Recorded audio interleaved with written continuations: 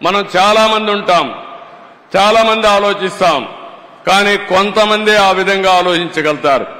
కడాన ఆయన చనిపోవడం తథ్యం. చనిపోయేటప్పుడు ఏ విధంగా చేయాలనో కూడా చెప్పి, ఆయన ఎక్కడ అంత్యక్రియలు చేయాలనో చెప్పిన వ్యక్తి, దానికి అరేంజ్ చేసిన వ్యక్తి. ఆయన ఒకటే చెప్పాడు, నేను చనిపోవడం తథ్యం, నేను చనిపోయిన తర్వాత కూడా రామోజీరావు గారు ఏం చేశారో ప్రజలు గుర్తించే విధంగా స్ఫూర్తిదాయకమైన జీవితం చేయాలనేది రామోజీరావు గారి ఆకాంక్ష. ఆ ఆకాంక్ష నెరవేరిందని చెప్పి కూడా నేను మీకు తెలియజేస్తున్నా. ఆయనకు తెలుగు భాష అంటే ఎనలేని అభిమానం, తెలుగు జాతి అంటే ఎనలేని ఆప్యాయత. ఎప్పుడు కూడా తెలుగు జాతి బాగుండాలని, భారతదేశం బాగుండాలని, విలువలతో కూడిన సమాజం ఉండాలని నిరంతరం కోరుకున్న వ్యక్తి రామోజీరావు గారు. ఇప్పుడే కొంతమంది మాట్లాడుతూ చెప్పారు, రాజమౌళి లాంటి వ్యక్తులు కూడా మాట్లాడుతూ ఒక మాట అన్నారు, ఆయన చేయాల్సిందంతా చేశారు, మనమేం చేయాలి? ఈ సందర్భంగా ఆంధ్రప్రదేశ్లో ఉండే, తెలంగాణలో ఉండే తెలుగు వారందరికీ విజ్ఞప్తి చేస్తున్నా, మనం కోరుకునేది తెలుగు జాతికి ఆయన చేసిన సేవల కోసం ఈ వ్యవస్థ చిరస్థాయిగా ఉండాల్సిన అవసరం ఉంది.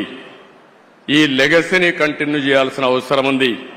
అందుకే కిరణ్ గారిని, వారి కుటుంబ సభ్యులను కోరుతున్నా. అదే మరి వారి పిల్లలు ఉన్నారు ఇక్కడ. ఆయన స్థాపించిన వ్యవస్థ ఆయన కుటుంబ సభ్యులదే కాదు, 10 కోట్ల తెలుగు ప్రజానికన్నది ఆయన ప్రజల ఆస్తి.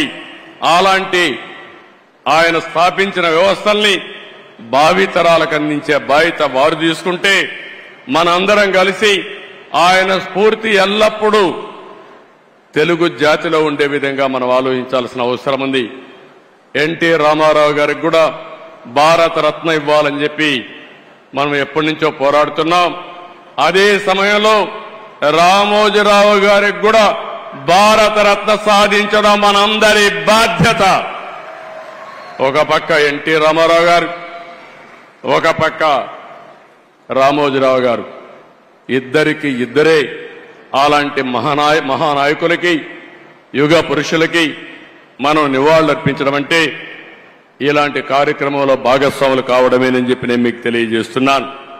ఇది కాకుండా అమరావతి ఆయన పెట్టిన పేరు, ఆయన ఇచ్చినటువంటి ఆ రోజు సలహా, ఈరోజు నేను ఆలోచిస్తున్నాను, అమరావతిలో రామోజీ విజ్ఞాన్ కేంద్రంగా పెట్టి, ఢిల్లీలో విజ్ఞాన్ భవన్ ఏ విధంగా అయితే ఉందో, కాన్ఫరెన్సెస్ గాని, రీసెర్చ్ గాని, ప్రభుత్వం చేసే కార్యక్రమాలన్నీ అక్కడ చేసే విధంగా తప్పకుండా తగిన రీతిన ఒక మంచి కేంద్రం తయారు చేసి దానికి రామోజీరావు గారి పేరు నామకరణం చేస్తామని చెప్పి కూడా మీ అందరికీ విజ్ఞప్తి చేస్తున్నా.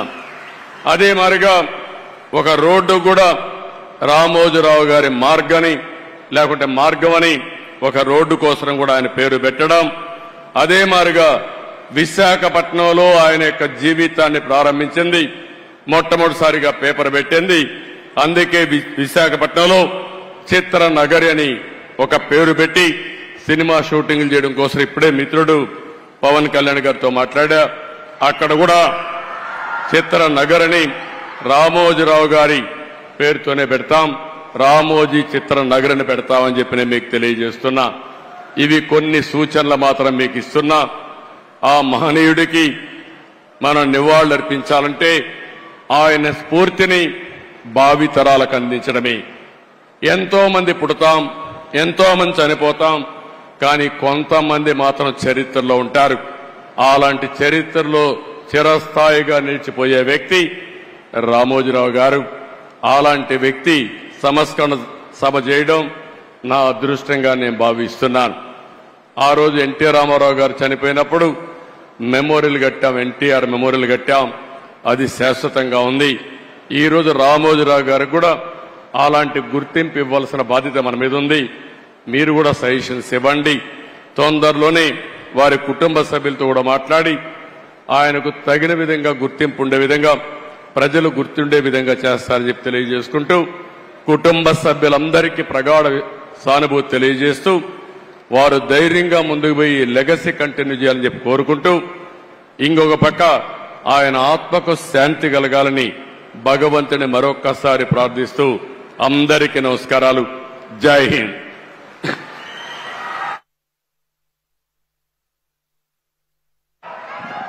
Thank you sir, thank you very much. మీరు ప్రతి ప్రసంగంలోనూ స్ఫూర్తిదాయకంగా మాట్లాడతారు. ఈరోజు మాట్లాడిన మాటలు చాలా అమూల్యమైనవి. ఒకే ఒక ఎన్టీఆర్, ఒకే ఒక రామోజీరావు గారు, అలాగే మీ అభిమానులకు మా అందరికీ ఒకే ఒక చంద్రబాబు నాయుడు గారు రాష్ట్రాన్ని ముందుకు తీసుకెళ్ళడానికి, సంక్షేమం అభివృద్ధి చేయడానికి.